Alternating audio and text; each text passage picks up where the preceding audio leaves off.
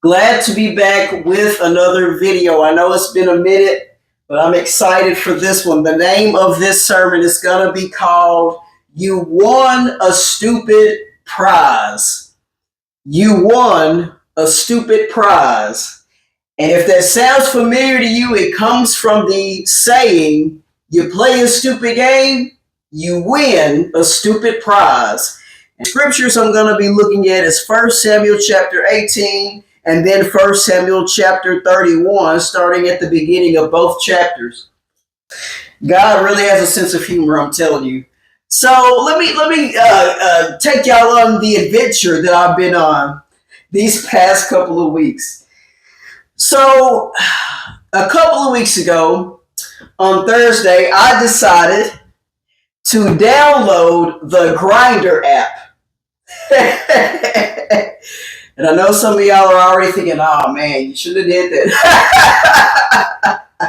But anyway, for those of y'all that don't know what Grindr is, I'm sure a lot of y'all know, but in case you don't, it's a dating app. It's an app you download on your phone. You're supposed to be able to meet people in your area or at a much further distance away if you want to, whatever. But it seems like ever since I've been here in Missouri, so many people have been like, "Oh, try Grindr," and I'm just like, okay, whatever. So finally, I was like, you know what? Let me try this. And so I download the app, and I downloaded it on Thursday 2 weeks ago, and I deactivated it Wednesday of last week. So I had it for a week and I was over it already. After a week, I was already over it. I was like, you know what? I'm good. But let me tell you about my little adventure on this app. So this is what happened. So I get the app and so I uploaded some pictures, just a few pictures. I had like a selfie where you could just see the side of my face, and another selfie where I'm standing there with my leather jacket, my favorite leather jacket that I wear when it's cold, and just a few simple pics.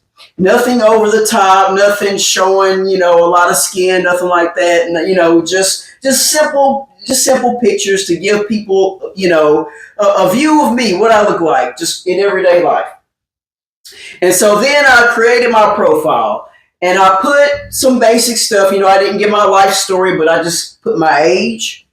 I said I'm 37, and I put that I was a trans man because we all know how it goes sometimes in the dating world. If you're trans and you're not open with somebody in the beginning that you're trans, and then they start dating you, and then they find out that you're trans, then they get mad or they want to get violent with you, or in some cases, a person may even take your life if they find out that you're trans instead of you telling them up front. So I'm the type, I'm like, okay, let me go ahead and put it out there up front, just in case somebody doesn't know. So I put that I was trans on there. So I put my age. And then I put what I was looking for, because you can say if you want dating, if you want to just hook up, if you just want this or that. So I put chatting, dating, relationship, because I'm hoping that possibly if I meet somebody and things go well and we date, maybe a relationship can come out of it. But my point is, I'm letting it be known that I'm taking the more serious route. I'm not somebody that's just looking for the hookup or the one night stand or the threesome or the this or the that. I'm trying to find something a little more serious. So I put that on there, right? And then I just say a little bit about what I like. I like to do this and I like to do that as a hobby and blah, blah, blah, blah, blah. And that's it. And I just wrapped it on up. Simple as that. Well, a lot of times people don't read your profile.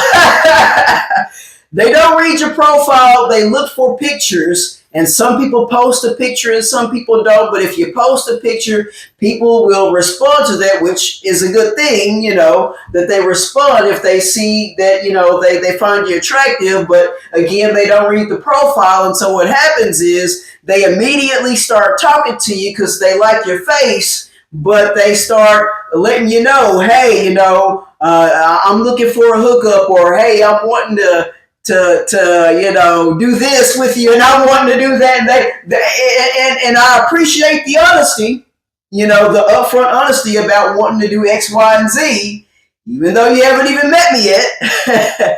But it's kind of frustrating when you get back to back to back people in your inbox wanting to mess around and do this and do that. When you put on your profile, hey, I'm not looking for hookups, you know. So then, of course, I nicely explain, I'm sorry, it's not what I'm looking for. I'm trying to go the more serious route. And a lot of people were just like, okay, good luck.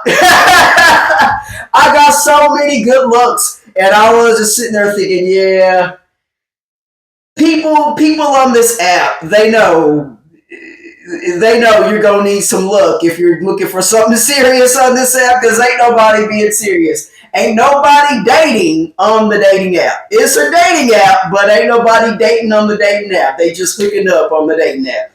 But anyway, so I got a lot of good looks. So I was just like, okay, thanks. You know, I gave him the thumbs up emoji, and I just kept going. And so then what started happening was I started getting a lot of people that it didn't matter if I explained to them I was wanting to go the more serious route. They still just kept trying me. They still kept implying all these sexual things they wanted to do. And so I just kind of had to just swerve on around them because they weren't listening. And then you had the people that want you to send nudes. Y'all know how it goes. They want you to send pictures of you with no clothes on. They want to see your private area.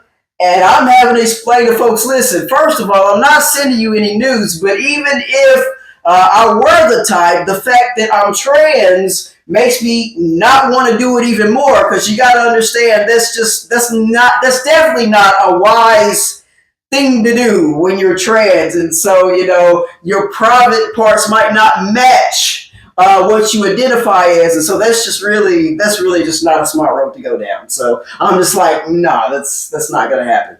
And so, but it's funny because a lot of times the people that either don't have a picture or they have a picture of something other than their face, like their chest or their leg or their foot or whatever, those are always the ones that want to see you completely naked. But it's like, I can't even see your face. What's going on here? But anyway. So really, I'm annoyed and tickled at the same time. I'm like, this is just ridiculous. Why are we calling it a dating app? Ain't nobody trying to date. Y'all just playing. Y'all just playing in my face. Ain't no dating going on here. But anyway, so what happened was I got so fed up with the app that I decided to delete my profile, deactivate my account. So I messaged this one particular guy that seemed like he might have been the one genuine one. And I told him, hey, listen, I'm going to be honest. I'm thinking about deactivating all this. This ain't really for me. But if you want to keep in contact with me outside of this app, okay, cool, let's do that. So, you know, I'm down for that. And he sent his name, not his username, but his name and number. And so we had an exchange of numbers. And so we did that. And so I deactivated the account and everything. And so, you know, I had messaged him and I was like, so yeah, I did go ahead and deactivate the account. And he goes on to tell me about his partner and how he's so glad that he had met a partner, because he was trying to show sympathy for what I said I went through on the app. And he was like, yeah, I can only imagine you going through these things with these people not being serious. I'm so glad that I found my partner and blah, blah, blah, blah. And I'm sitting there thinking, looking at my phone like, well, wait a second. I'm sitting there thinking, what do you mean your partner? And it could have been that he was trying to cheat, or it could have been that he was in an open relationship. But either way, this was not disclosed to me at the start of our conversation on the app. So I'm thinking, well, if you got somebody, then I ain't finna sit here and text you. So I stopped texting. And guess what? He didn't text nothing else after that either. So zero, zip, zilch, nothing. I got nothing. I got nothing out of Grindr, y'all. I got nothing out of it. So here we are. But the thing was, I got to thinking, y'all, I was like, that's so crazy. They need to invent another app and call it a hookup app and let the people that want to date stay on the dating app. I'm just like, what in the world? So this is what happens. So some of y'all know that I like to do like Uber and Lyft, that sort of stuff where you go and, pick somebody up and take them to where they're trying to go to. So I think it was like the next day after I deleted the app, I was out, I was doing Lyft, and I picked up this woman. I was out of town, I picked up this woman, and I was taking her to the store. And usually, when people get in the back of my vehicle, I try to just be nice, be welcoming, say, hey, how you doing? Once I verify that they're the person I'm supposed to be picking up, and I might try to make light conversation, but I try to read the room. So if it seems like they don't really want to talk, I don't pressure them. I just chill and let them vibe to the music on the radio or whatever. But with this particular woman, I asked, how you doing? And she said, not too good. And I apologized, and I was going to let it die down. I wasn't going to try to go there with a conversation, but she began to open up, and she was talking about how she was upset and she had been feeling down because she had just got out of a relationship.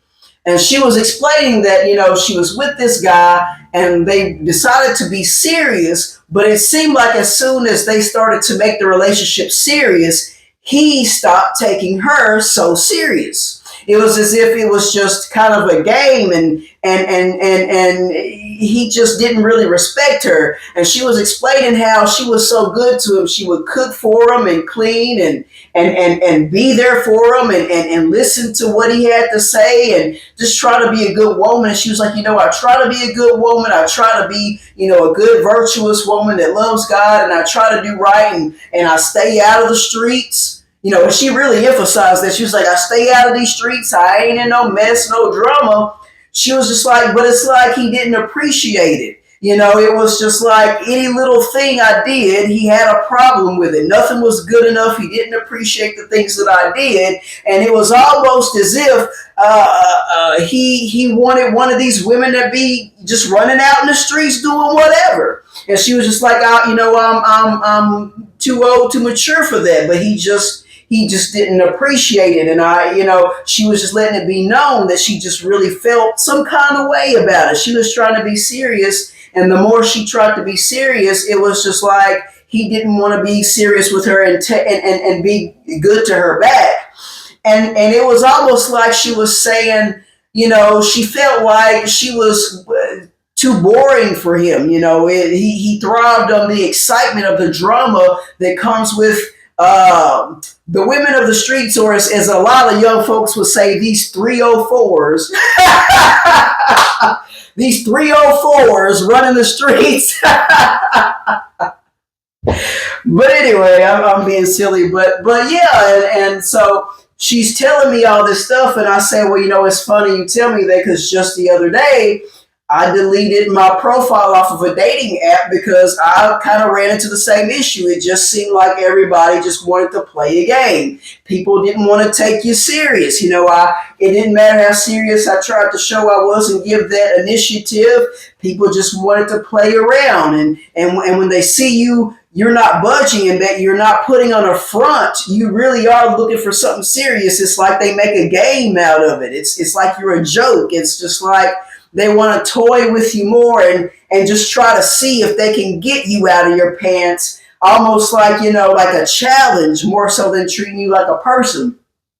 And so we were talking, and she was just like, thank you for sharing that, because, you could have just been quiet. You could have not asked how my day was, and you could have not shared what you shared, but I appreciate the fact that you just went out of your way to let me know, I'm not the only one going through this.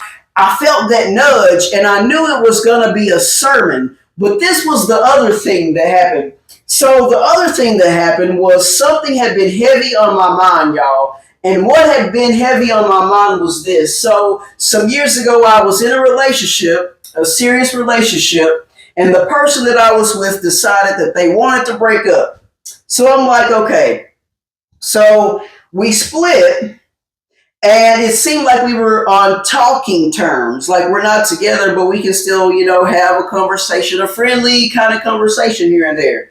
But then there came a point where they decided they didn't want to talk, or so it seemed. They contacted me and told me to not contact them anymore. And so I said, okay, not to them, but in my mind, I was just like, okay. So I didn't say anything. I didn't say anything at all ever again through text. I didn't message them. I didn't call them.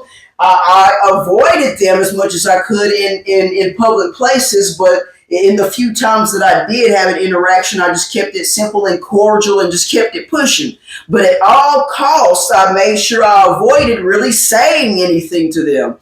And the funny part was, as time went by, I found out that they felt some kind of way about it. They didn't like the fact that I was not really reaching out and trying to say anything to them. And I didn't understand it at the time because I'm thinking, well, that's what they said they wanted. They said they didn't want me to contact them no more, so I stopped contacting them. So I didn't get it at the time. But what I later come to find is they were really playing a game. They were trying to manipulate my feelings. What they wanted was they wanted a big reaction or response out of me. They wanted me to either get mad and go off on them, or they wanted me to be sad and cry and plead for them to talk to me and for me to beg to be in their life. But I didn't. I gave them what they said they wanted. And so because I gave them what they said they wanted, I guess they took it a certain way. I guess they took it as I'm playing the game back with them, or I'm giving them the silent treatment or whatever, when in reality I'm being a grown adult who's not trying to play mind reader, right? I'm just giving you what you want. But I became the bad guy for giving somebody what they claimed they wanted. And so that was on my mind. Even though that was way back when, it was still recently on my mind. And I'm thinking, why is this on my mind? And why is this thing with people playing games in the dating apps and stuff on my mind? I mean, it was just a reoccurring theme. And I knew it was meant to be a sermon. So I finally sat down and I got my scriptures out. And I was kind of meditating, waiting to see what scriptures the Lord was going to give me. And so that's how I got to where I am here. And so maybe this might ring a bell to some of you. Maybe some of y'all, you're tired of the dating sites and the dating apps. Maybe you're tired of these dead-end relationships where they end right when they begin. It seems like. It just seems like people are just wanting to play the game and play the field and play you for a fool and play in your face. Come on. But when they really go the distance and they really want to act like they're done and they want to string you along and you don't play the game and you give them you give them what they say they want. Now they have a problem. Now they want to get serious and figure out what your problem is, but you're giving them what they wanted. They played a stupid game and they won a stupid prize. And it's like the old saying goes, sometimes you don't know what you've got until it's gone. And so maybe you're on the receiving end of that. Maybe it's you and you're realizing that you didn't really know what you had until it was gone. And maybe that's because you thought it would always be around. You thought that person would always stick around.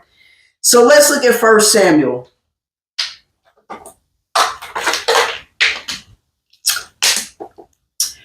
1 Samuel chapter 18, starting at verse 1, it says this. And it came to pass, when he had made an end of speaking unto Saul, that the soul of Jonathan was knit with the soul of David, and Jonathan loved him as his own soul. And Saul took him that day and would let him go no more home to his father's house. Now let me pause and let me explain what's going on here. Now we know the story of David and Goliath. We know that God's people in the Old Testament, the Israelites, they were always into it with a tribe of people called the Philistines. And they were always fighting and they were always defeating the Philistines. But one day the Philistines come on the scene with a tall giant. And this giant struck fear into the hearts of God's people, and no one knew how they would be able to defeat this giant. But little old David came on the scene and he slew Goliath, the giant.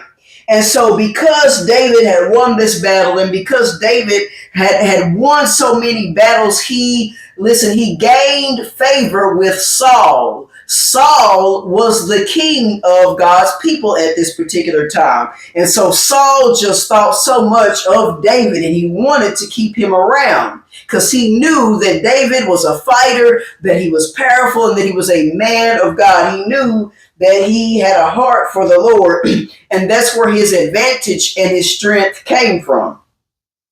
And so we see that Saul loved David, and we see that Jonathan, who was the son of Saul, really, really loved David. It says that his soul, the soul of Jonathan, was knit with the soul of David. He loved him as his own soul. And there was a deep connection there. And so we see that both Saul and his son Jonathan really admire David. Now let's keep going. Verse 3. Then Jonathan and David made a covenant because he loved him as his own soul. And Jonathan stripped himself of the robe that was upon him and gave it to David, and his garment, even to his sword and his bow and to his girdle. And David went out whithersoever Saul sent him, and behaved himself wisely. And Saul set him over the men of war, and he was accepted in the sight of all the people, and also in the sight of Saul's servants. And it came to pass as they came, when David was returned from the slaughter of the Philistine, that the women came out of all the cities of Israel, singing and dancing, to meet King Saul with tabrets, with joy, and with instruments of music. And the women answered one another as they played and said, Saul has slain his thousands, and David his 10,000s. And Saul was very wroth. Here we go with that word wrath again. I remember not too long ago, back to back, I had sermons where I kept talking about people being wroth.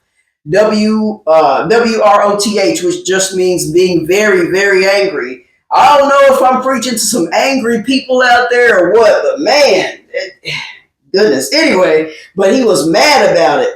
It says, the saying displeased him, and he said, they have ascribed unto David 10,000s, and to me they have ascribed but thousands. And what can he have more but the kingdom? So what's happened here is this. So Saul brought David in. He wouldn't even let David go back to his father's house. He was like, no, come move in with me. And so he brings him into this lap of luxury, if you will. David's in a position where now he's living it up. He's living with the king, and his king is around, and the king's son Jonathan is around, and it's getting good for him. But it doesn't last for very long, because King Saul suddenly becomes jealous of David. And the reason why is because these women, they're singing these songs that they've made up. They're playing these instruments, and they're singing about how King Saul has slain thousands of men, but David has killed 10,000s of men in his battles. So they're in their songs, they're comparing David and Saul. And Saul doesn't like it because in his eyes, it seems as though David has the upper hand in terms of how the people view them. He's jealous because he feels almost as if David is getting a little bit of his spotlight. People are cheering him on and bragging on him to a higher degree than what they're doing Saul. And since Saul is king, he feels like all the glory should be going to himself. So he's kind of feeling some kind of way about it. But let's keep going. It says, though, that he eyed him because of this. He kept his eye on David. He wasn't too happy about this. It says this in verse 9, and Saul eyed David from that day forward. And it came to pass on the morrow that the evil spirit from God it came upon Saul, and he prophesied in the midst of the house. And David played with his hand as at other times, and there was a javelin in Saul's hand. And Saul cast the javelin, for he said, I will smite David even to the wall with it. And David avoided out of his presence twice. And Saul was afraid of David because the Lord was with him and was departed from Saul. Therefore Saul removed him from him and made him his captain over 1,000. And he went out and came in before the people. And David behaved himself wisely in all his ways, and the Lord was with him. Wherefore Saul saw that he behaved himself very wisely, and he was afraid of him. So Saul, he had an evil spirit that came upon him that really irritated and agitated him. And David would get out his harp or some kind of instrument that he would play, that he was very skilled and anointed at playing, and it would soothe Saul oftentimes. But what happened in this particular moment was Saul got so frustrated with David that while David is trying to help him out by playing this instrument, Saul, who had a javelin, a weapon in his hand, decided to throw it at David, and David avoided him 2 different times, steering out of his way to try to keep from being smited and possibly killed by Saul. Saul all of a sudden revealed how he really felt towards David at that moment.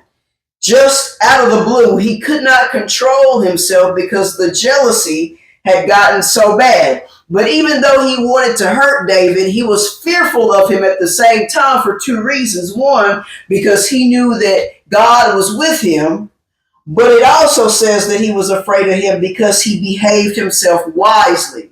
You see, sometimes when you know someone, listen, they have something against you or they make themselves out to be an enemy of you. Sometimes if you're wise, you will know that you have to be careful in how you go about things. See, sometimes people, as soon as they hear somebody don't like them, they got to go up to them. They got to get all in their face. I heard you said this. I heard you were talking about me. I'm going to do this. I'm going to do that. I'm going to call my cousin from Texas. I'm going to call my auntie from Louisiana. I'm going to call my cousins from California. We coming after, you know how some folks are. They got to get their whole family tree all across America, come on, involved in an argument, in a fight with somebody they don't know. You have people, they got to involve everybody over any little thing, any little rumor they hear. Everybody has to be involved. And so it's easy to start these arguments, to start these debates, to get in everybody's inbox, right? To fuss and fight. But there's something about being slow to anger, as the Bible would put it, being slow to anger and quick to listen, taking your time to think for a moment, being mature about it. In fact, even praying about it sometimes, praying about the best way to go about things, or if you should even deal with certain things at all. Sometimes you have to address certain things, and sometimes it's better to be quiet and sometimes act like you don't know what you know for a period of time, sometimes just to see who acts in what sort of way based off of what they hear about you. Sometimes you just got to step back and see how people act according to what's being said. You have to act accordingly to what's being said sometimes. And so sometimes it pays to be wise about these things than to be so quick to be headstrong and jump in head first, not always knowing what you're getting into, not knowing if you're walking into a trap. So David went about this in a wise way. He didn't try to fight back. He didn't throw nothing back at Saul. Now, he respected himself enough to leave the situation, and he didn't allow himself to be done wrong. But he understood that at the moment, Saul was put in the position he was in thanks to God, even though he wasn't acting very godly. But he knew his role and Saul's role, and he respected Saul enough to simply get out of his presence and keep it pushing and go back to what he was doing. So he went back to fighting his battles, and it left Saul alone to fight his own inner battle, because that's what he has going on. He has an inner battle and an inner demon that he's having to deal with. So Keep that in mind. Maybe somebody needs to hear that right now. Maybe you need to hear it's important to be wise in how you behave in certain situations. But anyway, we'll skip to chapter 31, still in First Samuel, chapter 31. And as you go there, I'm going to kind of briefly go over some things real quick to kind of help you get a better understanding of what happens between chapters 18 and 31, but also to help make a few points. So, this is what happens after that moment. First of all, you have Jonathan, who you could say he finds himself in a position, ladies and gentlemen, where he has to play both sides. Now, Jonathan loved David, but he feared his father, not just because he's his father, but because he's king. Yeah, you might have fear of your father, and yeah, you might have fear of a king, but when your father is the king, it doubles down on the fear that you have for this person. So you got to imagine this, and maybe somebody listening, maybe you're in a Jonathan situation where on one hand you're in love with somebody, but on the other hand you have the one that you fear. And by the one that you fear, it might not necessarily mean that it's an actual mother or father, but maybe it's someone who is a mother or father figure in your life. Maybe it's someone you admire, a peer that you look up to, someone in a leadership position or once was in a leadership position, and you look up to them and you look at it from the point of view of this is somebody that has helped me or someone who could help me out, go up the social ladder or economic ladder or work ladder or whatever ladder it is. But they're looking up to this person and they're thinking this person gives meaning to their life because this person can help them, but they have such a fear of this person. They fear what this person thinks and says about them. They want to please this person that they look up to but fear so much. But on the other hand, they have this person that they're so in love with. And so maybe you've been a Jonathan. Maybe you have felt like you've had to play both sides. On one hand, you want to show love to this person, but on the other hand, you want to show obedience to this person. And so what happens in the story is, listen, Saul gets so full of jealousy and rage against David, even though David has done nothing against Saul and has done nothing to come up against Saul, but has done nothing but respect Saul. David gets to a point, y'all, where he has to flee. He can no longer stay in Saul's presence in his home, around his people. He has to leave. And so he's always on the run. He's always fleeing from Saul because every time David finds refuge in a place, word gets back to Saul where David is, and then Saul starts doing things to go hunt David down. He starts trying to find David, whether it be himself or whether him using other people to find David. He's always seeking after him to try to hurt him, even though he's not doing anything wrong. And so you have Jonathan who finds David and who tries to be good to him and love on him, but then he always has to run back to his dad and try to play the side of his dad. Maybe you found yourself in that situation where you've become the monkey in the middle. You tell this person you love them, you care, but then you go back and you tell the very person that you know is causing the one you love all this trouble. You go back to them and you pander to them and you listen to what they tell you, and then you go back over here to the one you love and you say, well, they said this, and they said they think you should do that, and they say they think you should stop doing this and that. And so now the person you look up to is using you. Come on. They're using you to come over to the person you love and try to influence them. So they manipulate you like a puppet on a string to try to get what they want from the one you love, and it doesn't work, or it didn't work. And what has now happened is the one you love, now they've gotten away. Now they've gone on, they maybe moved to a different town or a different state, or they've done this or they've done that. They've got a whole new life. And now you miss the one you love, but you can't go make amends, or you feel like you can't go make amends because you're so tied down to the one you look up to, the one you fear, the one you're worried that if you don't give them what they want, they're going to cause you problems. They're going to use their power and their authority to cause you problems. Because you see, if Jonathan is the son of this king, he could possibly be next in line to be king. But the catch to that is David is anointed by God to be the next king. Oh boy. So either way, whether it could be him becoming the next king or whether it be David becoming the next king, which could technically make him, well, I guess co-kings because he's in love with David. Right? However you want to look at it.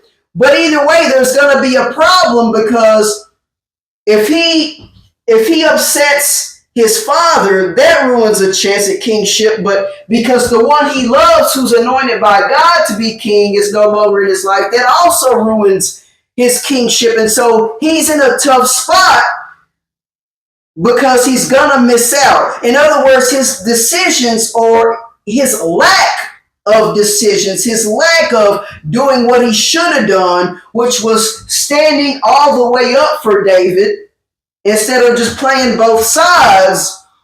Because of this, his own future is jeopardized, not just David's. That's for somebody. And so that's what's happened. So now Jonathan is playing both sides. David is on the run. And then this happens. There came a place where David came to this one city, and he was so determined to not be found by Saul that he played dumb. He acted like something was mentally wrong with him, and he acted like he couldn't really speak so well, and he would purposely let drool fall from the side of his mouth. He acted like he had some things really going on, so that way, if anybody could recognize him and try to say, hey, that's David, that's the one that slew Goliath, isn't Saul looking for him? Someone else would then turn around and say, oh no, that can't be David. As you can clearly see, this can't be the great David that slew Goliath. Look at him. He's totally incapable of such. It was so bad that David had to downplay himself for a while in certain territories to be able to hide from King Saul. Sometimes you can go through so much with a person or with people that you get so tired and frustrated, you don't even care about being in the spotlight no more. All that matters to you is peace. Has anybody out there ever been in a situation where you've been so tired of drama and negativity and toxicity that you say, you know what, I throw my hands up. Even if I have to take a step out of the spotlight, even if I have to downplay myself and act like I ain't got it all together like I do, I'm going to go over here and sit down somewhere because I need some peace and I need some rest. And so David says, I'm sitting this one out. I'm just going to go sit down somewhere. I'm sick of this. I don't care if I don't get the praises of being the great David that slew the Goliath. I'm just going to sit my raggedy behind down somewhere. But he ended up having to do that. But it was so crazy that he was always after David. And one of my moments that I admire so much, one of my favorite moments in the Bible, there was a moment where Saul was looking for David. And if I remember the story correctly, David and some of his men were hiding in a cave, and Saul came in, and Saul could not see David, but David saw him. And David's men told him, they were like, listen, this is your moment. You could kill Saul. And if you do this, this would end all of your troubles. You could do it right here where nobody else sees. You could get away with it. This is your moment, and you could go on to reign to be king. And David snuck up and he cut part of the the skirt of Saul off, part of the bottom of his robe off, but it grieved him to even do that. He just couldn't lay his hands on Saul and take his life. So he got Saul's attention. He revealed to him that he had been there the whole time watching him. And he told him, he was like, I could have taken your life, but I chose not to because of the respect and the honor that I have for you, because you are in the position that you're in, leading God's people. In other words, David had respect for Saul because of the respect that David had for God. See, sometimes people can do you wrong, but you'll still have a degree of respect for them simply because of the heart that you have for God. You'll say, I don't like how this person is going about things, but because I love God and because I know God allowed this person to be in this position for a certain period of time, I might not like what they do. I don't agree. I don't have to agree, and I don't have to go along with it. But I will still give a shred of amount of respect to not lay my hands on you. I could probably get away with it because it could be self-defense. But you know what? I'm going to back up. I'm going to let you get away. I'm going to let you ride this one out. And so that's what happened. Saul becomes grateful that David spared his life and he left him alone, but that still ended up not being the end of it. Saul still had it out for David. It just went on and on. And then this is what happens. 1 Samuel chapter 31, look at this. At the beginning it says, Now the Philistines fought against Israel, and the men of Israel fled from before the Philistines and fell down slain in Mount Gilboa. And the Philistines followed hard upon Saul and upon his sons. And the Philistines slew Jonathan and Abinadab and Malchishua, Saul's sons. And the battle went sore against Saul, and the archers hit him, and he was sore wounded of the archers. Then said Saul unto his armor bearer, Draw thy sword and thrust me through therewith, lest these uncircumcised come and thrust me through and abuse me. But his armor bearer would not, for he was sore afraid. Therefore Saul took a sword and fell upon it. And when his armor bearer saw that Saul was dead, he likewise fell upon his sword and died with him. So Saul died, and his 3 sons, and his armor bearer, and all his men that same day together. That's wild. So many times God's people and the Philistines go at it. So many times God's people come out on top. And then in this one battle, King Saul, his armor bearer, his 3 sons, and all his men, they're defeated.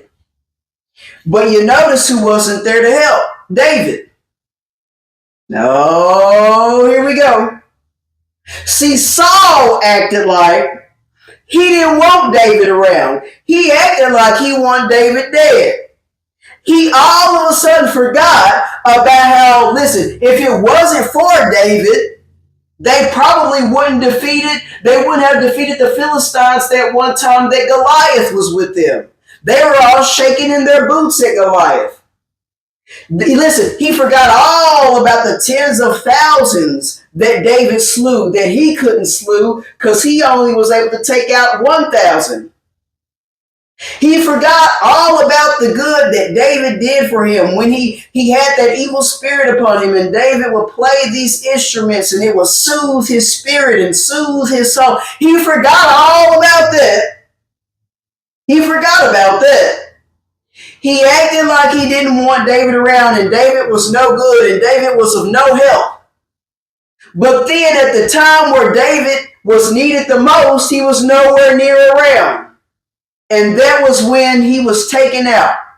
And the crazy part about it is his sons are taken out, then he is wounded, and he knows he's going to die, But he tells his armor bearer, listen, go ahead and thrust me through with the sword so that it's you that's taking me out, not them, because I don't want it to be known that any of these uncircumcised Philistines were one of the ones that actually took me out. That's going to hurt my pride. That's going to hurt my ego. I can't let that happen. And his armor bearer was too afraid to do it. He was too afraid to stick that sword into Saul and finish the job. So Saul fell on his own sword on purpose. And then his armor bearer did the same thing. But I find that funny how he told the armor bearer to do something and he was too afraid to do it. So now let me sum this all up. You've got the armor bearer that's too afraid to tell Saul yes. Now, for the Sauls, here's y'all's problem. Y'all have been playing with people's lives as well, but it's gotten so bad, listen, that you've used and abused your leadership and your influence so much that now the very people that were once afraid to say no to you, now they're too afraid to say yes. In other words, used to, you could bully people around. You could tell people what to do. You could tell people to turn on this person and lie on this person and do this, that, and the third. But now when you tell people to go and do stuff, now they don't want to do it. Now they're too scared to give you what you want. First, they were scared of you. Now they're afraid of karma. Because karma has come to collect. Karma has come knocking on people's doors. See, used to, you could tell somebody to go and lie on a person. And that person would lie for you, but now other folks have lied on them. And so now they felt the sting. You usually could tell somebody, hey, go interfere in that person's relationship. And they did it, but then other people came and interfered in their own personal relationships. And so they felt the sting of karma and of how things that things that come around go around. And so now they felt the sting. Karma has come knocking on their door and she's come to collect. See, now they got to grow up and take responsibility, and they don't want to do it, so they would rather just back up from you. They would rather purposely ignore your calls and your texts. They would rather just say, yeah, and act like they're listening and let what you say go in one ear and out the other, and then go on about their merry way like you didn't just say what you just said. That's why. Listen, they got tired of your shenanigans. And so now, because people don't put up with you, now you want to step down from all these high up positions that you were once in. And some of you might even have the nerve to talk about I'm retiring. No, you had to step down because people got tired of your bull crap. You did things that people would spend 20 and 30 years doing and then retiring, and you did it for 2 or 3 years, and now you want to holler retirement? You ain't retired. People are tired of you. And so because people are tired of you, now you got to step on down the ladder. And now on your way down the ladder, you're coming across the same people that you stepped on to go up to the top of the ladder, and now it's hurting. And now you're wondering, reaching out, wondering where folks are at, and they just backing up because they've had enough. I'm talking to some people, some Sauls and some Jonathans who have wasted time playing with people's lives and hearts and feelings and emotions. Got people avoiding them, got people on the run, got people just trying to find some peace and safety and some security and some quietness from the drama and the chaos and the hell they ensue. Listen, you played the games with people and now you're winning all these stupid prizes, and now you want to sit here and play the victim, twiddling your thumbs, wondering why you're going through what you're going through. But I'm telling you why. It's because you played stupid games, and now you have won stupid prizes. Now you want to take the prize back. Now you want to get your money back. But can the people that you've hurt, can they get their lives back? Can they get their time that they wasted with you back? Can they get their money they invested in you back? Can they get anything back from you? They probably can't even get a genuine I'm sorry out of you. But you want to give the prize back. You want to get something now. You think you're entitled to something now. You think that people are going to, listen, come and give you the boo-hoos and the pity parties. But you listen, you did not clean up the mess. You made the mess. You spilled the milk, but you won't clean it up. And now it's spoiled. And now people are wanting you to clean it up because they're sick of the spilled milk, but you don't want to clean it. But everybody's supposed to feel sorry for you standing barefoot in some spoiled milk that you spilled, but you don't want to clean it up.